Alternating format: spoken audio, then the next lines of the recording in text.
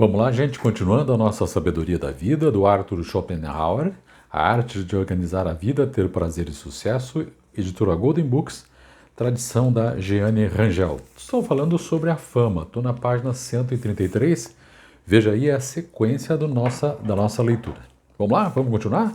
O livreto do A Sabedoria da Vida, do Arthur Schopenhauer. Vamos lá. Como regra geral, quanto mais tempo a fama de um homem tende a permanecer, mais tarde ela virá, pois os excelentes produtos requerem tempo para o seu desenvolvimento. A fama que permanece para a posteridade é como um carvalho de crescimento lento, e aquela que dura pouco, como as plantas que brotam no momento e logo morrem. Enquanto isso, a fama é como um fungo, surgindo à noite e perecendo com o dia. E por quê? Por esta razão. Quanto mais um homem pertence à posteridade, em outras palavras, à humanidade em geral, mais alienado ele é para seus contemporâneos, já que sua obra não significa muito para eles, mas somente na medida em que fazem parte da humanidade em geral, não há nada familiar àquela cor local sobre suas produções que os atraia e, assim, o que ele faz não é reconhecido porque é estranho. As pessoas tendem mais a apreciar o homem que serve às circunstâncias de sua própria breve hora ou ao temperamento do momento, pertencendo a ele, vivendo e morrendo com ele. A história geral da arte e da literatura mostra que as maiores aquisições da mente humana não são, como regra, favoravelmente recebidas de imediato, mas permanecem na obscuridade até que ganham notoriedade de uma inteligência de elevada ordem, por cuja influência foram trazidos a uma posição que então mantém, em virtude da autoridade que lhes foi dada. Se for questionada a razão para isto, se verá que, enfim, um homem pode realmente entender e apreciar somente as coisas que são como sua própria natureza. A pessoa obtusa gostará do que é obtuso e a pessoa comum do que é comum. Um homem de ideias misturadas será atraído pela confusão de pensamento e a loucura atrairá aquele que não tiver qualquer cérebro. Porém, melhor do que tudo, um homem gostará de suas próprias obras como sendo de um caráter cuidadosamente coeso com ele mesmo. Esta é uma verdade tão antiga quanto Epicarmo, de fabulosa memória. O sentido da passagem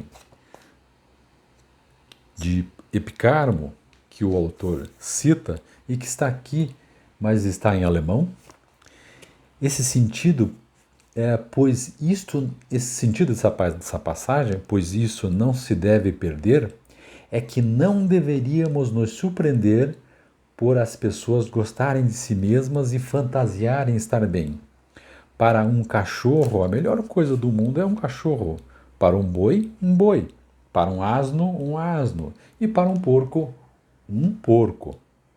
O braço mais forte é ineficaz para dar impulso a uma pluma, pois ao invés de acelerá-la no caminho e atingir seu alvo com efeito, logo cai, tendo gasto a pouca energia que lhe foi dada e não possuindo massa própria para ser o veículo do momento. Assim é com os grandes e nobres pensamentos. Não. Com as verdadeiras obras-primas de gênio, quando só há mentes pequenas, fracas e perversas para apreciá-las, um fato deplorado por um coro dos sábios de todas as épocas. Jesus, o filho de Sirach, por exemplo, declara que aquele que conta uma história para um tolo fala durante o sono. Quando ele contou seu conto, ele dirá: "E daí?" E Hamlet diz: "Um discurso é farsa para um ouvido de louco." E Goethe é da mesma opinião que um ouvido obtuso zomba da palavra mais sábia. E, novamente, não devemos nos desencorajar se as pessoas são estúpidas, pois você não pode fazer anéis se jogar sua pedra em um brejo. Lichtenberg pergunta: quando uma cabeça e um livro colidem e um soa oco, é sempre o livro? E em outra parte, obras como esta são como um espelho. Se um asno olha para ela, você não pode esperar que se reflita um apóstolo. Faríamos bem de lembrar do belo e tocante lamento do velho Gellert, que os melhores dons de todos encontram o menor número de admiradores e que muitos homens confundem o ruim com o bom. Um mal diário que nada pode evitar, como uma praga que nenhum remédio pode curar. Há só uma coisa a ser feita, embora como é difícil. Os tolos devem se tornar sábios, e isso eles nunca poderão. O valor da vida eles nunca sabem, eles veem com os olhos externos, mas nunca com a mente, e louvam o trivial, porque o bom lhes é estranho. A incapacidade intelectual que, como diz Goethe, deixa de reconhecer e apreciar o bom existente, deve-se somar algo que ocorre em toda parte. A falta de base moral da humanidade, aqui tomando a forma de inveja. A nova fama que um homem obtém lhe surge em destaque acima das cabeças dos seus companheiros, assim rebaixados em proporção. Todo o mérito conspícuo é obtido ao custo do que não possui nenhum. Ou, como para Goethe, em seu livro Watschlicher Divan, o louvor do outro é a autodepreciação.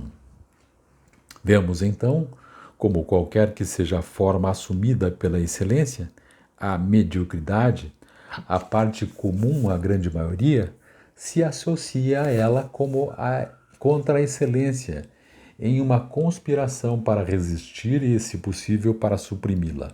A senha desta liga é a bas le mérite, isto é, abaixo o mérito. Não, mas aqueles que fizeram algo por si mesmos e usufruem certa grau de fama, não se preocupam com a aparência de uma nova reputação, porque seu sucesso é capaz de jogar o deles na sombra. Então, Goethe declara que se nossa vida dependesse do favor dos outros, nunca teríamos vivido. A partir do desejo de parecer importantes a si mesmos, as pessoas ignoram até nossa existência. A honra, ao contrário, e geralmente vai de encontro com a justa apreciação e não é exposta à investida da inveja. Não. Todo homem recebe sua posse até que se prove o contrário. Mas a fama tem que ser ganha a despeito da inveja, e o tribunal que premia com a fama é composto por juízes tendenciosos e que estão contra o candidato desde o início. Honra é algo de que somos capazes e que estamos prontos a compartilhar com todos. A fama sofre abusos e se torna mais inatingível à medida em que mais pessoas a buscam.